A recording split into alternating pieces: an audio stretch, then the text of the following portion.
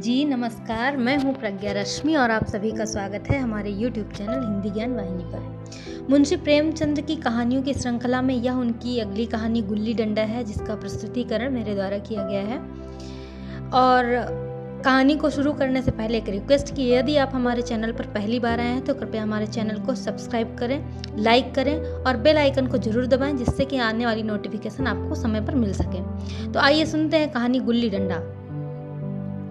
मुंशी प्रेमचंद की यह कहानी मैं शैली में लिखी गई। मैं शैली का मतलब ये है कि अपने आप को संबोधित करके एक तरह से उन्होंने अपने को केंद्र में रखा है, इस तरह से उन्होंने लिखा है। तो शुरू होता है यहाँ से कि हमारे अंग्रेज दोस्त माने या ना माने, मैं तो यही कहूँगा कि गुल्ली डंडा सब खेलों का राजा है।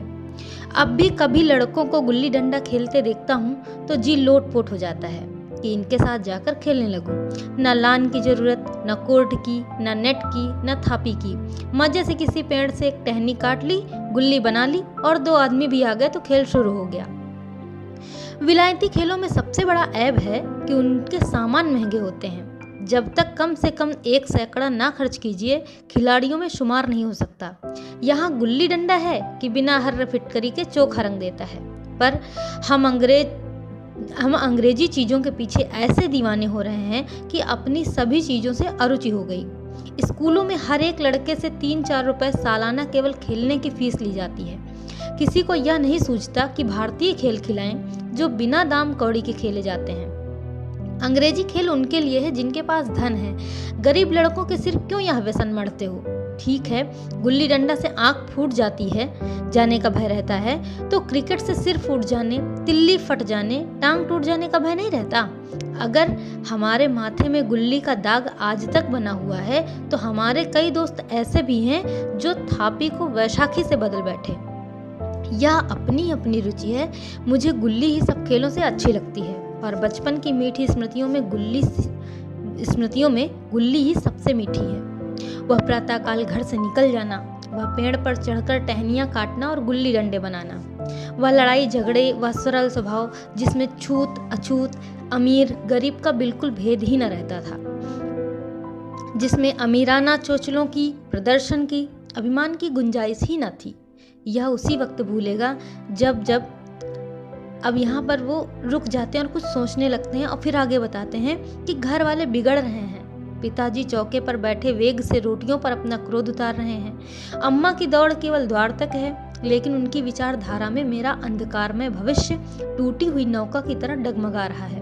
और मैं हूँ कि पदाने में मस्त हूँ। ना नहाने की सुधि है, ना खाने की। गुल्ली है तो जरा सी, पर उसमें दुनिया भर की मिठाइयों की मिठास और तमाशों का आनंद भरा हुआ है। मेरे हमजोलियों में एक लड़का गया नाम का था। मुझसे 2-3 साल बड़ा होगा। दुबला लंबा, बंदरों की सी लंबी लंबी पतली पतली उंगलियां, बंदरों की सी चपलता, वही झल्लाहट। गुल्ली कैसी ही हो, उस पर इस तरह लपकता था जैसे छिपकली कीड़ों पर लपकती है। मालूम नहीं उसके माँ बाप थे या नहीं, कहाँ रहता था, क्या खाता था, पर था हमारे गुल्ली क्लब का चैंपियन। जिसकी तरफ वह आ जाए उसकी जीत निश्चित थी। हम सब उसे दूर से आते देख उसका दौड़कर स्वागत करते थे और उसे अपना गोइया बना लेते थे। एक दिन मैं और गया दोनों ही खेल रहे थे। वह पदा रहा था, मैं पद रहा था। मगर कुछ विचित्र बात है कि पदाने में हम दिन भर मस्त रह सकते हैं, पदना 1 मिनट का भी अखरता है। मैंने गला छुड़ाने के लिए सब चालें चली, जो ऐसे अवसर पर शास्त्र विहित न होने पर भी क्षम्य है, लेकिन गया अपना दांव लिए बगैर मेरा पिंड न छोड़ता था। मैं घर की ओर भागा, अनुनय विनय का कोई असर न हुआ। गया ने मुझे दौड़कर पकड़ लिया और डंडा तानकर बोला, मेरा दांव दे कर जाओ। पदाया तो बड़े बहादुर बन के पदने के बेर क्यों भागे जाते हो? तुम दिन भर पदाओ तो मैं दिन भर पदता रहूं। हाँ, तुम्हें दिन भर पदना पड़ेगा। ना खाने जाऊं ना पीने जाऊं। हाँ, गया बोला, मेरा दांव दिए बिना कहीं नहीं जा सकते। हाँ, मेरे गुलाम हो। मैं घर जाता हूँ, देखूं मेरा क्या कर लेते हो। गया फिर बोलता है, घर कैसे जाओगे? कोई दिल लगी है क्या? दांव दिया है, दांव लेंगे। अच्छा, कल मैंने अमरूद खिलाया था, वह लौटा दो। वह तो पेट में चला गया। निकालो पेट से। तुमने क्यों खाया मेरा अमरूद? तुमने दिया था तब मैंने खाया। मैं तुमसे मांगने ना गया था। फिर लेखक कहते हैं कि जब तक मेरा अमरूद न दोगे मैं दांव न दूंगा। मैं समझता था न्याय मेरी ओर है। आखिर मैंने किसी स्वार्थ से ही उसे अमरूद खिलाया होगा। कौन निस्वार्थ किसी के साथ सलूक करता है? भिक्षा तक तो स्वार्थ के लिए ही देते हैं। जब गया ने अमरूद खाया तो फिर उसे मुझसे दांव लेने का क्या अधिकार है? रिश्वत देकर तो लोग खून पचा जाते हैं। यह मेरा अमरूद यूं ही हजम कर जाएगा? अमरूद पैसे के 5 वाले थे, जो गया के बाप को भी न नसीब होंगे। यह सरासर अन्याय था। गया ने मुझे अपनी ओर खींचते हुए कहा, मेरा दांव देकर जाओ, अमरूद समरूद मैं नहीं जानता। मुझे न्याय का बल था और वह अन्याय पर डटा हुआ था। मैं हाथ छुड़ाकर भागना चाहता था, वह मुझे जाने न देता। मैंने उसे गाली दी, उसने उससे कड़ी गाली दी, और गाली ही नहीं, एक चांटा भी जमा दिया।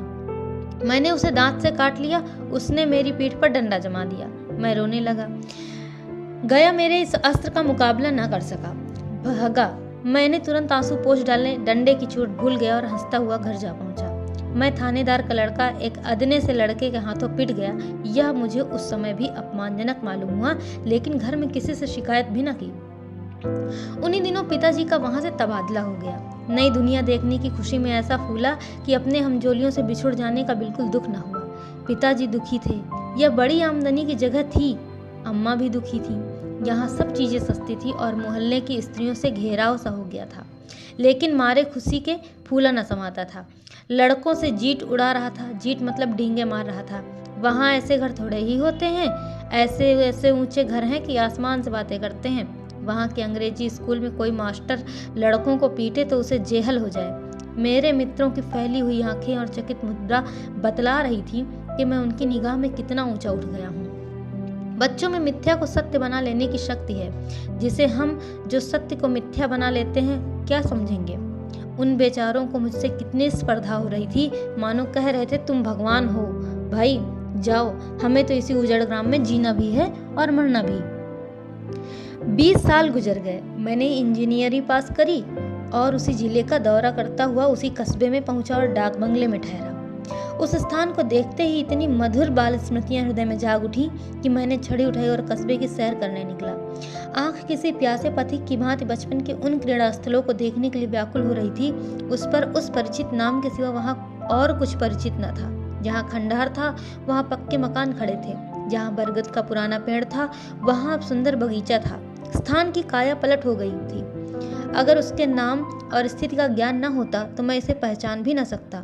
बचपन की संचित और अमर स्मृतियां बाह खोले अपने उन पुराने मित्रों से गले मिलने को अधीर हो रही थी, मगर वह दुनिया बदल गई थी। ऐसा जी होता था कि उसे धरती से लिपट कर रोऊं और कहूं तुम मुझे भूल गई, मैं तो अब भी तुम्हारा वही रूप देखना चाहता हूँ। सहसा एक खुली हुई जगह में मैंने 2-3 लड़कों को गुल्ली डंडा खेलते देखा। एक क्षण के लिए मैं अपने को बिल्कुल भूल गया कि मैं एक ऊंचा अफसर हूँ, साहबी ठाट में, रोब में और अधिकार के आवरण में। जाकर एक लड़के से पूछा, क्यों बेटे, यहाँ कोई गया नाम का आदमी है? एक लड़के ने गुल्ली डंडा समेटकर सहमे हुए स्वर में कहा, कौन गया? गया चर्मकार? मैंने यूं ही कहा, हाँ वही। गया नाम का कोई आदमी है तो शायद वही हो। हाँ है तो जरा उसे बुला सकते हो? लड़का दौड़ता हुआ गया और एक क्षण में एक 5 हाथ के काले देव को साथ लिए आता दिखाई दिया। मैं दूर से ही पहचान गया। उसकी ओर लपकना चाहता था कि उसके गले लिपट जाऊं, पर कुछ सोच कर रह गया। बोला, कहो गया, मुझे पहचानते हो? गया ने झुककर सलाम किया। हाँ मालिक, भला पहचानूंगा क्यों नहीं। आप मजे में रहे? बहुत मजे में। तुम अपनी कहो। डिप्टी साहब का साइस हूँ। मतई, मोहन, दुर्गा सब कहाँ हैं? कुछ खबर है? मतई तो मर गया, दुर्गा और मोहन दोनों डाकिये हो गए हैं। और आप? मैं तो जिले का इंजीनियर हूँ, सरकार तो पहले ही बड़े जहीन थे। अब कभी गुल्ली डंडा खेलते हो?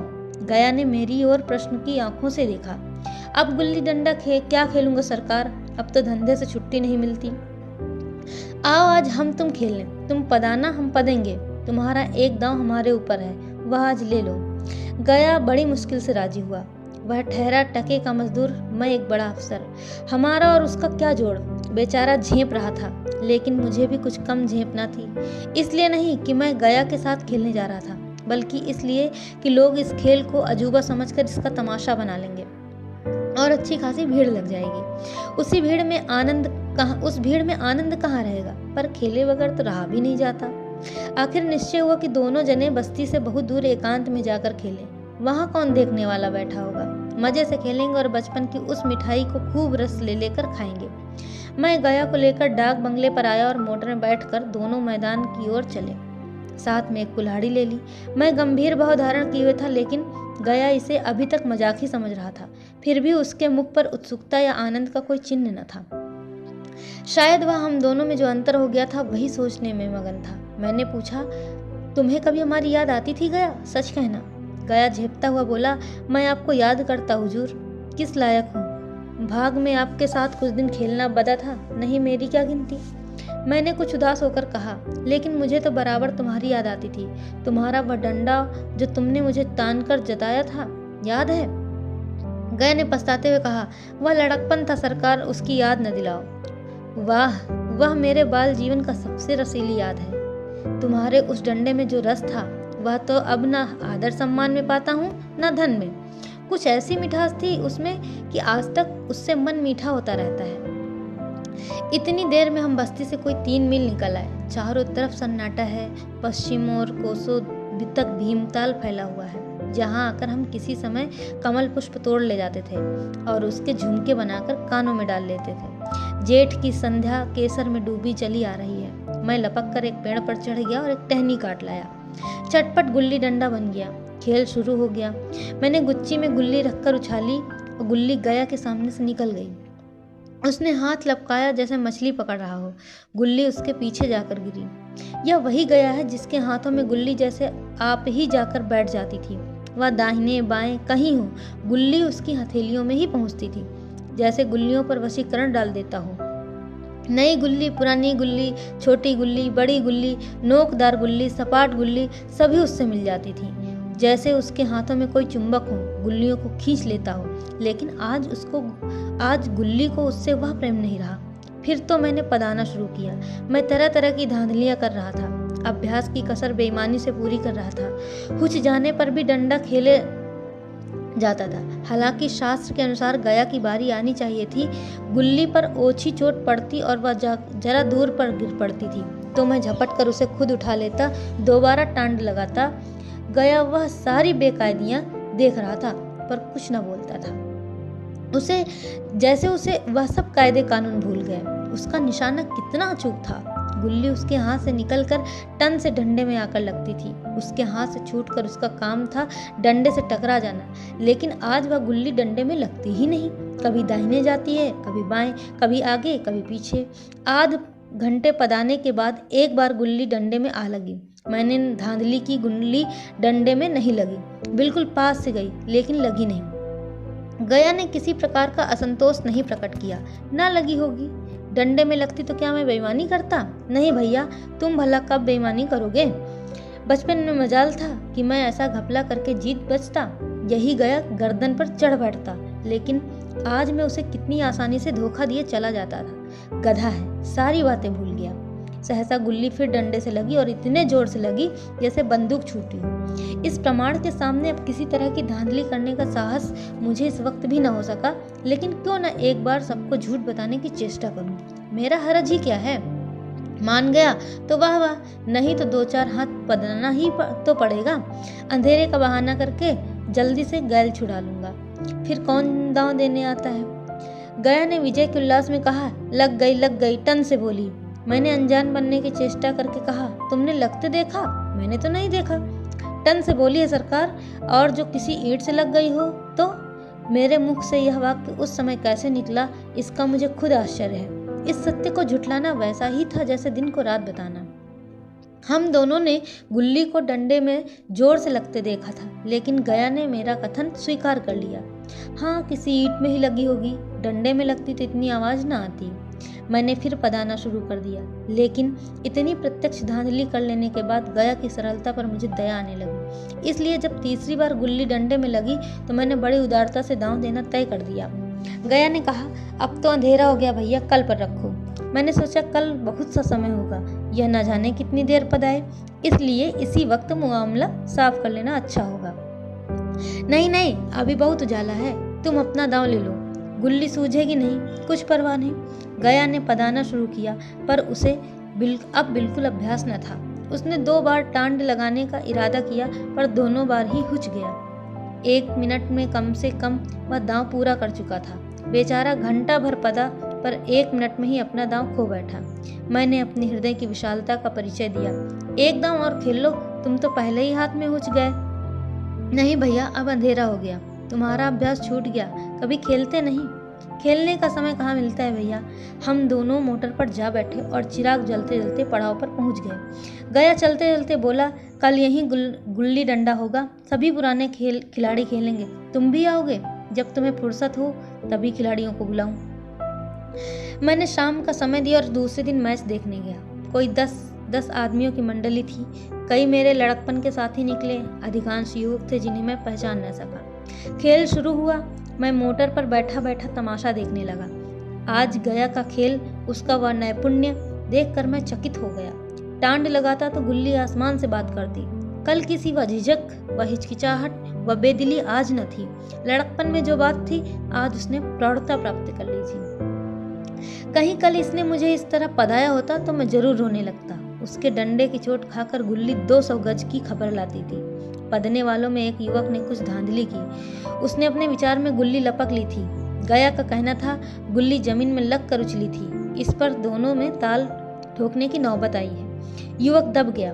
गया का तमतमाया हुआ चेहरा देखकर डर गया। अगर वह दब न जाता तो जरूर मारपीट हो जाती।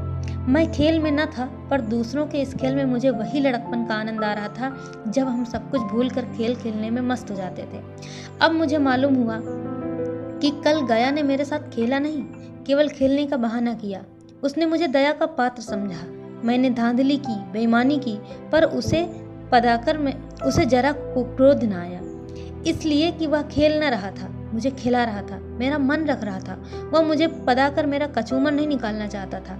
मैं अब अफसर हूँ। यह अफसरी और मेरे और उसके बीच में दीवार बन गई है। मैं अब उसका लिहाज पा सकता हूँ, अदब पा सकता हूँ, साहचर्य नहीं पा सकता। लड़कपन था तब मैं उसका समकक्ष था, हम में कोई भेद न था। यह पद पाकर अब मैं केवल उसकी दया के योग्य हूँ। वह मुझे अपना जोड़ नहीं समझता। वह बड़ा हो गया है और मैं छोटा हो गया हूँ। तो कहानी यहीं पर समाप्त होती है। आशा करते हैं कि आपको कहानी अच्छी लगी होगी। फिर मिलते हैं एक नई कहानी के साथ। तब तक खुश रहिए, मस्त रहिए और अपना ख्याल रखिए। धन्यवाद।